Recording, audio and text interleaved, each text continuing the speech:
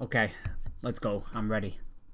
Assassin's Creed has never been good. 2 was meh, Brotherhood was meh, Black Flag was meh, Revelations was okay, and like the first 3 hours of Odyssey was okay. So from like 500,000 releases, the best it can muster isn't okay. At best. A malformed jelly bean has better storytelling capabilities than Far Cry. One controversial character doesn't make the game deep and groundbreaking. Skyrim isn't good. The only reason it stayed relevant for so long is because of the mods.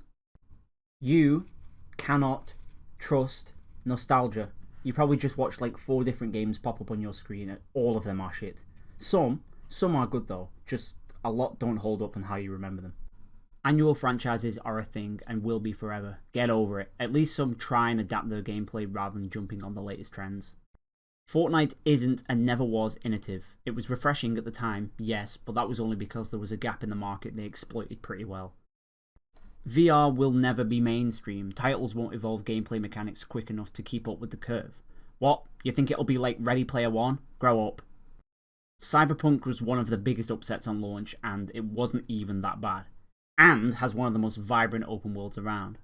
On the flip side, when a game gets a patch that fixes the game, don't be gagging on the devs' cock for too long because they should have done that shit in the first place. PlayStation has far better exclusives, but Xbox can stream to PC, plus it has Game Pass. Competitive anxiety exists because games are full of pretentious pricks who think they have a divine right to be an arse just because they're good at a game. Games are meant to be fun and enjoyable for all. Stop being a pretentious prick. This will never be this, so just stop. Stop. Apart from Minecraft, Subnautica and The Forest are the only survival games worth playing. Smaller, condensed maps are better than sprawling open worlds. Unless we're talking this shit, get out of here.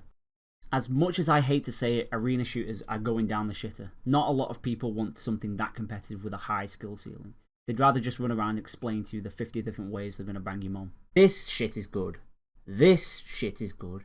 This shit is good. This is shit.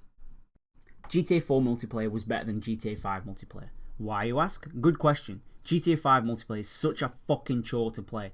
Let me spend the next 20 fucking minutes loading in, rejecting 12 million phone calls, drive to my warehouse, attempt to deliver my drugs, and then get ganked by some level 812 in Suppressor Mark II, or I could drive an Infernus into a swing and go, Games are an art form and should be treated that way. Stop shitting on devs for having a vision and then actually following that vision.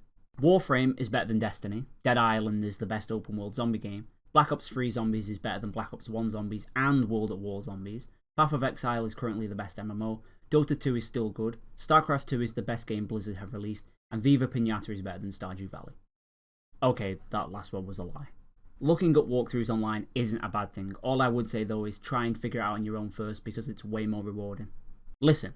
If a weapon or mechanic is in a game, then it is there to be used. I refer you to my games are art and pretentious prick points.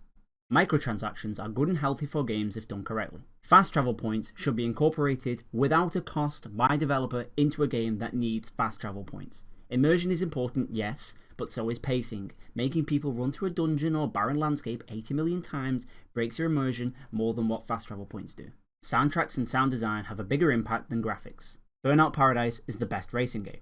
Sekiro is the only Souls-like that isn't a Souls-like, but is still more Souls-like than 90% of other Souls-likes that try to be Souls-like. People who complain about The Witcher 3's combat proves that it's one of the best games of all time, as the only negative thing people say is it has shit combat, which it doesn't. It's simple, but it's still well fleshed out. Fallout 4 is the best Fallout game. Banjo-Kazooie and Banjo-Tooie are both better than Super Mario 64 and Donkey Kong 64. God of War 2018 was great, but it really didn't need all the added on RPG elements. I like an RPG as much as the next guy, but some games just don't need it. Finally, Little Big Planet. In fact, the entire Little Big Planet franchise is criminally underrated.